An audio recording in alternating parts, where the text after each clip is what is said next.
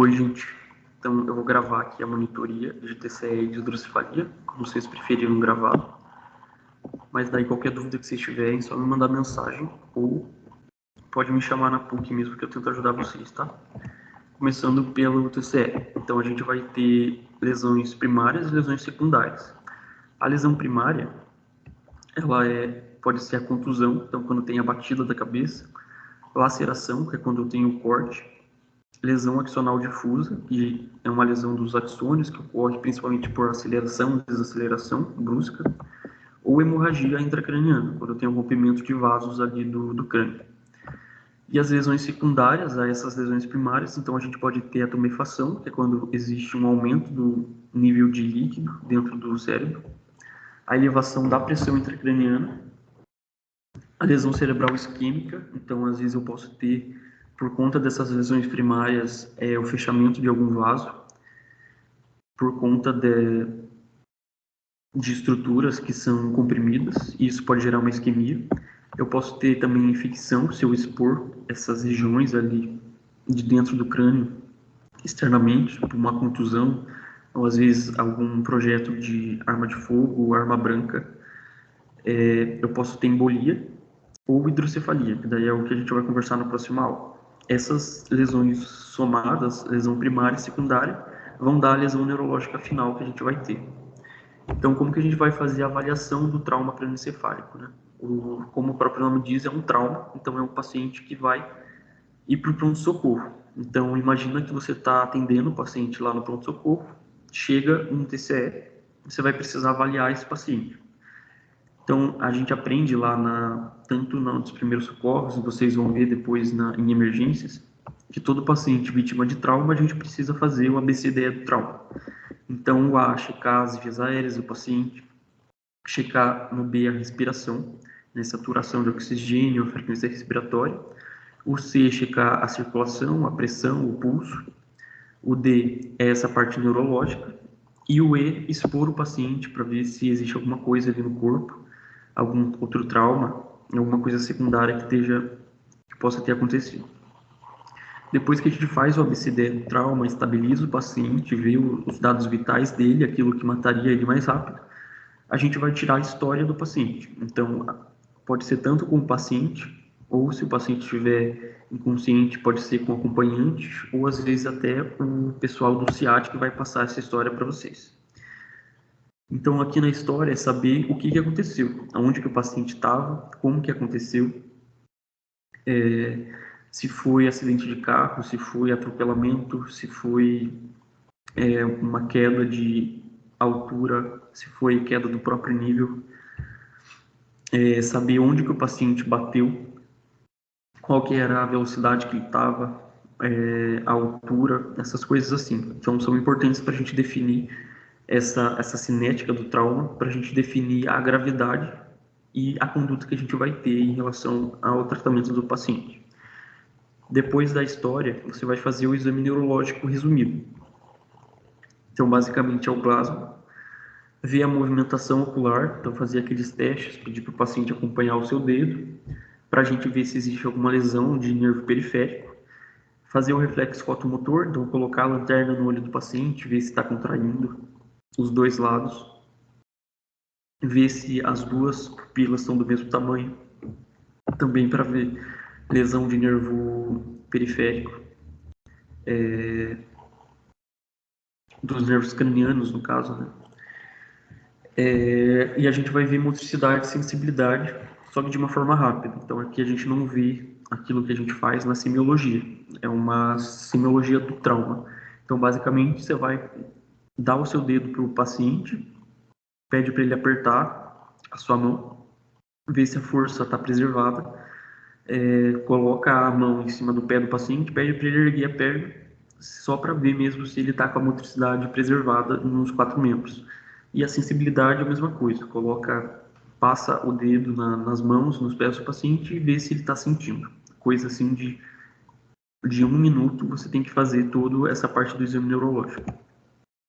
Então, falando um pouquinho mais da escala de Como de Glasgow, vocês já viram, mas só para lembrar que tem a abertura ocular, que pontua 4 pontos, a verbal 5 a 1, a motora de 1 a 6. Então, o mínimo vai ser 3, né, se o paciente tiver 1 em cada das respostas, e o máximo vai ser 15, então, quando o paciente está totalmente bem. Lembrar que se o paciente tiver com 8 ou menos, ele precisa ser entubado pelo risco de broncoaspiração. Então, a gente intuba para proteger a via aérea. Da história do paciente, a gente vai tirar essas coisas para saber a biomecânica do trauma. Então, a gente pode ter fenômenos de contato, a fratura. Então, quando tem algum osso ali do crânio que quebra, contusão, laceração. Então, a contusão basicamente é quando a gente tem uma batida na cabeça e isso gera alguma lesão ali na massa encefálica. E a gente pode ter a concussão, que também é quando a gente tem esse fenômeno de contato, bate a cabeça, mas não necessariamente a gente vai ver, vai visualizar macroscopicamente a lesão, mas essa batida gerou alguma lesão de forma difusa ali no encéfalo. E a gente tem também os fenômenos inerciais, que daí, no caso, não necessariamente vai ter o contato, né, vai ter a batida da cabeça, e elas ocorrem por aceleração, desaceleração e rotação. Então, a massa encefálica, ela está guardada ali dentro dos ossos do crânio, mas quando a gente tem uma aceleração, uma desaceleração, uma rotação da cabeça muito brusca, essa massa encefálica ela pode bater ali na calota craniana e isso pode gerar lesões. O mecanismo do trauma ele pode ser fechado, então aqui vai ser dividido em alta velocidade e baixa velocidade. Então aqui é quando não tem perfuração nenhuma da calota craniana. E ele pode ser penetrante, quando a gente tem essas siglas aqui são bem comuns a gente ver no pronto-socorro, nos prontuários, então é bom a gente começar a se habituar a elas. Então a PAF é quando eu tenho uma perfuração por arma de fogo, projétil de arma de fogo, e a PAB quando a gente tem uma perfuração por arma branca. Então o projétil de fogo, né, quando o paciente leva um tiro na cabeça, ou arma branca, pode ser tanto faca quanto cano, objetos de trabalho. Não é incomum a gente ver no pronto-socorro pacientes com esses objetos na cabeça. E a severidade do trauma a gente vai classificar de acordo com o Glasgow que a gente tirou do paciente. Então esse trauma ele vai ser leve quando o Glasgow é de 14 ou 15, moderado quando é de 9 a 13 e grave de 3 a 8. Daí aqui lembrando de novo, sempre entubar o paciente que está com Glasgow de 8 ou menos pelo risco de broncoaspiração. A classificação morfológica. Então a gente pode ter fratura do crânio, que daí no caso seriam os ossos, tanto da calota quanto da base. E a gente pode ter uma lesão intracraniana, que são divididas em focal e difusa. A focal, quando a gente tem sangramento epidural, subdural ou intraparenquimatoso, então quando rompe vasos dessas regiões.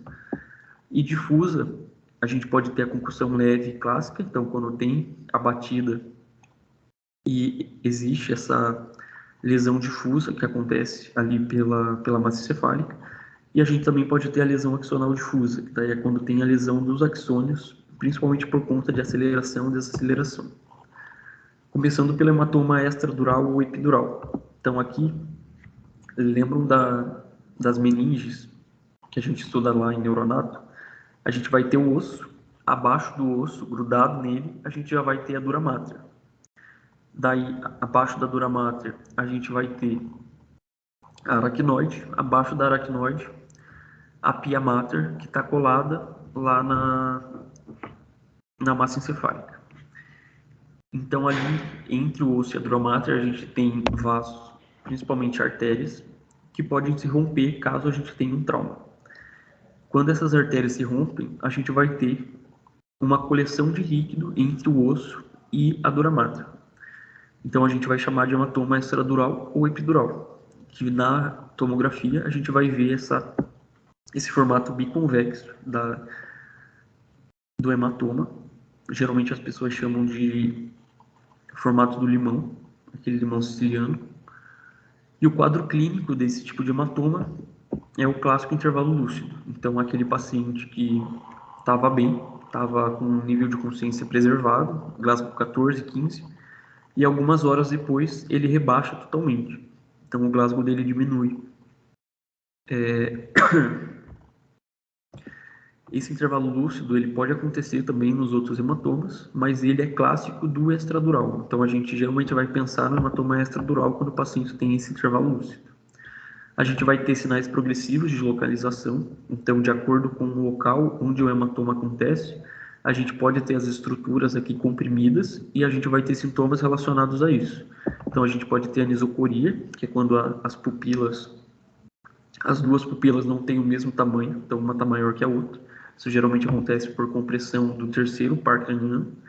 E a gente pode ter hemiparesia contralateral, quando aquelas regiões do homúnculo de Penfield, responsáveis pela inervação motora do corpo, são comprimidas por conta desse hematoma. E daí lembrar sempre que vai ser contralateral, porque essas fibras cruzam lá no nível da medula. E a gente também tem sinais progressivos de hipertensão intracraniana. Então, como está tendo uma coleção de sangue aqui que não deveria estar aqui, e a calota craniana é um espaço fechado, quando eu tenho esse hematoma, o crânio não vai crescer para suportar esse nível de sangue que está ali, ele continua do mesmo tamanho. Só que daí as estruturas começam a ser comprimidas e a pressão ali dentro do crânio começa a aumentar. E daí a gente vai ter esses sinais de hipertensão. Lembrar daquela tríade de Cushing que acontece na hipertensão intracraniana, que é o paciente que está com hipertensão, bradicardia e a frequência respiratória dele está irregular. Então, não que esteja baixa ou alta, mas ele está com um ritmo respiratório irregular. E a gente também pode ter a anisocoria também, que é um sinal de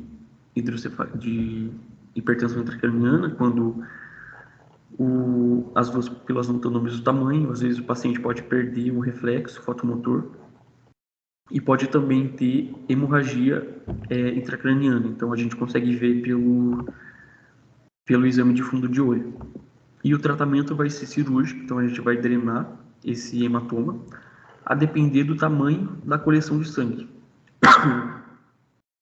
Então não necessariamente vai precisar de cirurgia. Se for um hematoma muito pequeno, às vezes o próprio tecido ali ele consegue reabsorver esse sangue. Então vai depender da quantidade de sangue que tiver ali e do quadro clínico do paciente. Agora falando do hematoma subdural. Então é quando a gente tem um rompimento, nesse caso aqui geralmente é de veia, que acontece entre a dura mater e a aracnoide. Então a gente vai chamar de subdural. Ele vai fazer esse formato côncavo convexo, então aquele formato da banana, que pega desde lá de baixo do crânio até a parte lá de cima. E aqui também a gente vai ter uma deterioração progressiva por conta da hipertensão intracraniana. Então esse sangue começa a crescer, esse hematoma começa a comprimir as áreas adjacentes e a gente vai ter sinais relacionados a isso. E aqui também o tratamento vai ser cirúrgico a depender da quantidade de sangue que eu vou ter ali. Se for significativo, a gente vai para a cirurgia para drenar esse sangue. No hematoma subdural, a gente divide entre agudo, que é esse que eu falei agora para vocês. Então, teve o trauma, teve o sangramento, o paciente teve o quadro clínico relacionado a isso. Porém, a gente tem um hematoma subdural crônico, que ele é típico de idoso.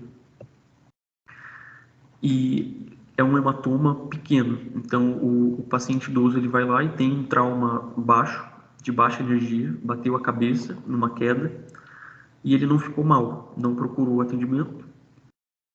E esse sangramento é pequeno, então não vai gerar um quadro clínico muito significativo.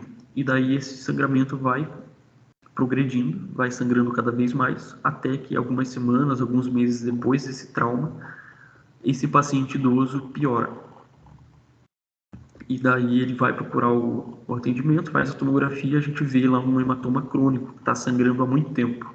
E daí aqui nessa tomografia do hematoma crônico, a gente não vai ver essa lesão hiperdensa, né? Essa lesão clara, como a gente vê aqui no agudo.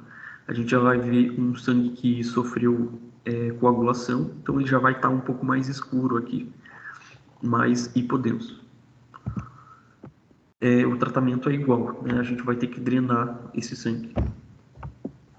E o hematoma intraparenquimatoso, daí é quando a gente tem o rompimento de vasos lá que estão na massa encefálica, não mais nas meninges. Então, na tomografia, a gente vai ter essa lesão que é chamada de lesão sal e pimenta, porque na parte central a gente vai ter uma lesão mais hiperdensa e na parte de fora a gente vai ter uma lesão mais hipodensa, então é chamada de sal e pimenta.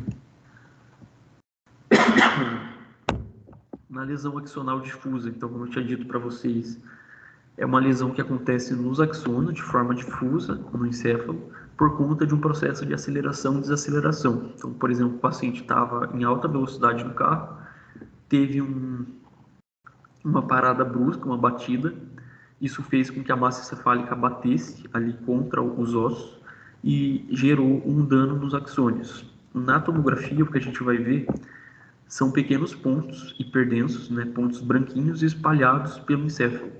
Esses pontos brancos que a gente vê não são os axônios, que a gente não consegue ver eles na tomografia. Mas a gente vai ver esses vasos que se romperam ali, que estavam em volta desses axônios que foram lesados. O quadro clínico da lesão axonal difusa ele é bem complexo. Então, os pacientes eles podem tanto não ter uma clínica muito complicada, eles podem ficar bem e melhorar totalmente, quanto eles podem evoluir muito mal e nunca mais sair do coma. Então, é um quadro bem amplo assim do que pode acontecer. A gente geralmente não sabe muito bem determinar o prognóstico desses pacientes. O brain swelling é uma complicação que a gente tem decorrente do trauma, que é a tumefação. Então, é quando eu tenho esse aumento do volume cerebral. E ele pode acontecer por duas razões, ou edema ou hiperemia. Lembra que o edema é quando a gente tem lá no sangue, os vasos sanguíneos, a gente tem o plasma lá dentro, junto com os componentes celulares do sangue, né, os glóbulos brancos e vermelhos, e a gente vai ter a saída desse conteúdo, desse plasma, para fora dos vasos. Então eles começam a ficar ali no terceiro espaço, em volta dos vasos e em volta das células.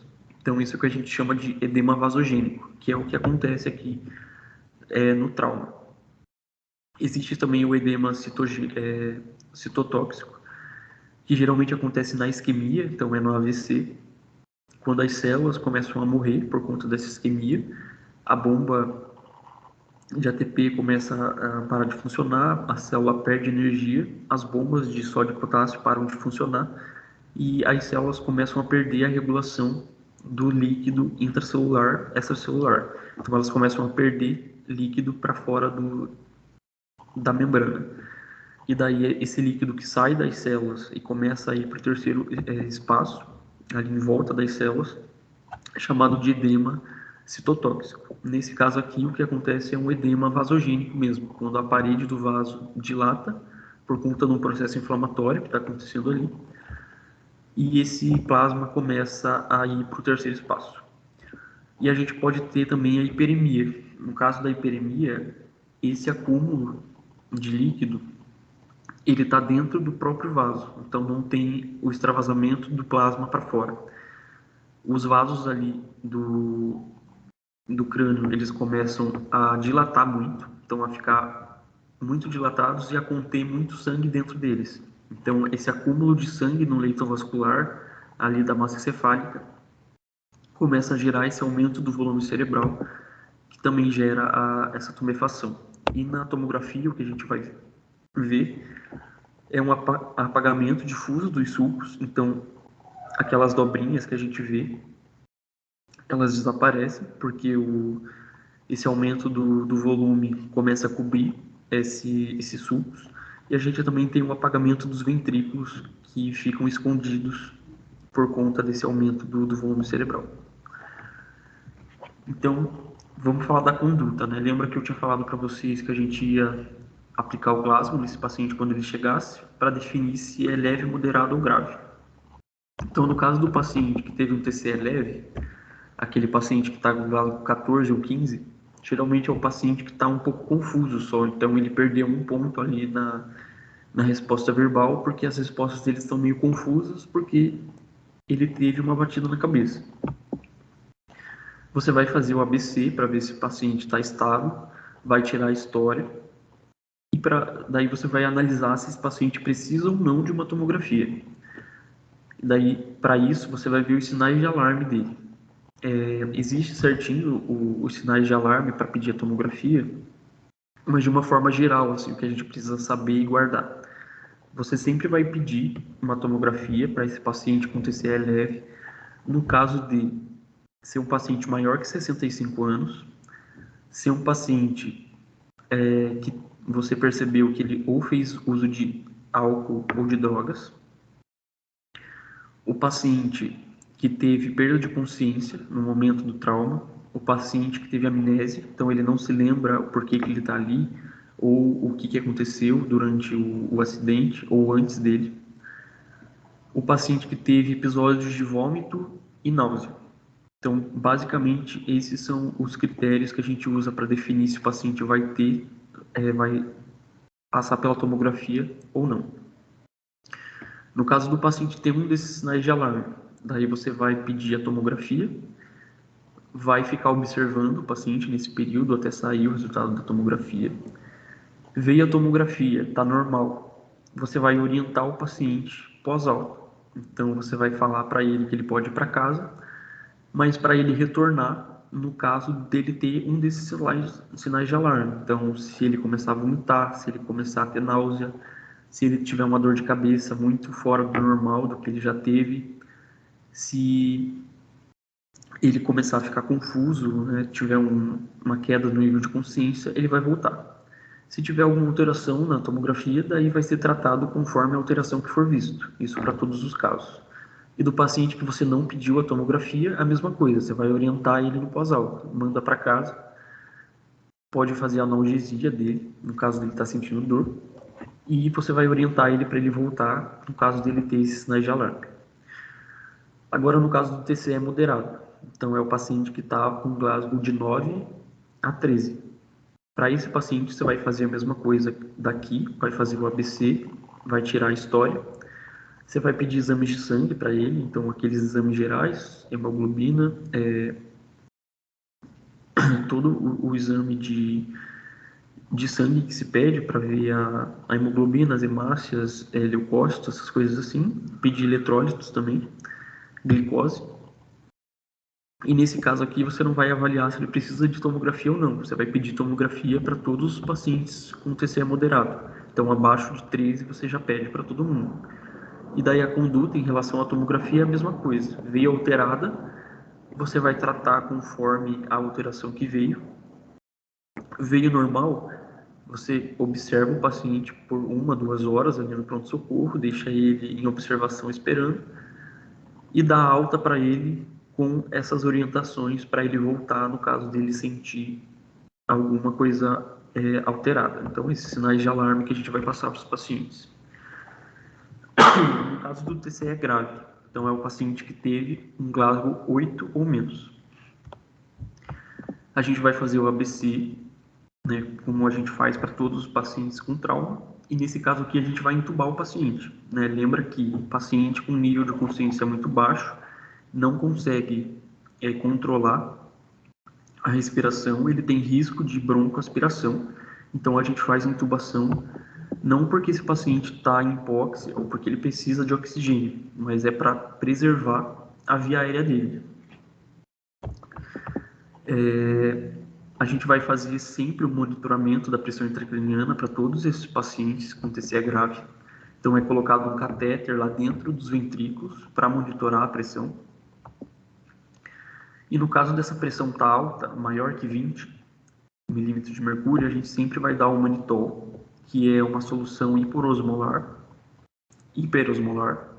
Então é uma solução bem concentrada de açúcar, e isso vai fazer com que diminua aquele edema lá da massa encefálica, ajudando na diminuição da pressão intracraniana. Esse manitol, ele não é a solução definitiva, então a gente precisa resolver o problema que está causando essa pressão intracraniana, né? Se for uma hemorragia, por exemplo, essa pressão, você vai usar o manitol para ajudar na diminuição, mas é só a drenagem do sangue que vai de fato diminuir a pressão. E outra técnica que é utilizada é a hiperventilação moderada. Então, esse paciente está entubado, lá na máquina no monitor da intubação, você consegue controlar o quanto você quer que esse paciente tenha de frequência respiratória. Então, aqui a gente vai colocar um pouquinho acima do normal, porque com a hiperventilação, esse paciente vai soltar muito CO2. Soltando muito CO2, a gente está fazendo com que ele diminua o nível de CO2 do corpo dele. O CO2, ele é um gás vasodilatador, então ele dilata os vasos lá do cérebro. Se eu diminuo a quantidade de CO2 por fazer o paciente respirar mais rápido, eu faço com que esses vasos do cérebro se contraiam um pouco mais. Com essa constrição dos vasos cerebrais, eu consigo tirar um pouco desse líquido que está ali dentro do encéfalo e eu consigo diminuir um pouquinho a pressão intracraniana. Essa hiperventilação ela precisa ser moderada, porque lembra que eu não posso fazer uma vasoconstrição muito grande, eu posso gerar uma isquemia no paciente ou eu posso gerar uma hipóxia, então ir muito pouco oxigênio para o cérebro. A gente tem que evitar isso, então é sempre preciso ter muito cuidado com o nível dessa hiperventilação e sempre ir monitorando o paciente. A gente vai fazer a sedação, né, até mesmo por conta da intubação, sempre vai ser preciso de sedar o paciente. A gente vai fazer anticonvulsivante profilático mesmo, então não precisa esperar o paciente ter a convulsão para dar o medicamento, você já vai fazer para todos eles para prevenir a convulsão. E vai fazer a prevenção de pressão arterial baixa, então não deixar esse paciente ficar com uma pressão baixa. As diretrizes mostram em torno de 100 a 110 de sistólica, que a gente tem que não deixar abaixar disso. E prevenir hipóxia também, então não deixar que esse paciente tenha nível de oxigênio muito baixo no sangue, né? Não deixar a saturação ficar baixa.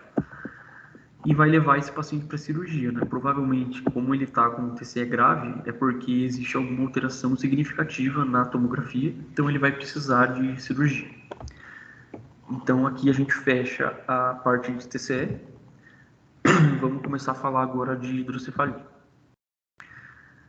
A hidrocefalia ela é definida como uma dilatação dos ventrículos.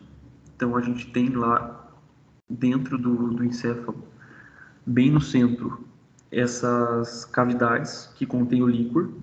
Na hidrocefalia a gente vai ter a dilatação desses ventrículos, mas lembrar que ele sempre vai ser associado a uma hipertensão intracraniana. Então não basta estar aumentado os ventrículos se eu não tiver a hipertensão. Só relembrando a anatomia, a gente vai ter então o líquor sendo produzido ali pelas paredes dos ventrículos laterais. Dos ventrículos laterais eles passam pelo forame de Monro para chegar no terceiro ventrículo. No terceiro ventrículo eles vão passar pelo aqueduto cerebral e chegar lá no quarto ventrículo. Então aqui no quarto ventrículo eles estão ali a nível de tronco encefálico. Esse líquor ele vai ter dois caminhos para ele passar, ou pelo forame de Luschka ou pelo forame de Magendie. E através desses forames ele consegue chegar lá no espaço subaracnoide, onde a gente vai ter aquelas estruturas que são responsáveis pela drenagem desse líquor. Então a gente sempre vai ter esse fluxo acontecendo o tempo inteiro, ele sendo produzido aqui, seguindo o caminho de todos os ventrículos, passando lá para o espaço subaracnoide, sendo reabsorvido. Então a gente tem uma renovação constante do líquor.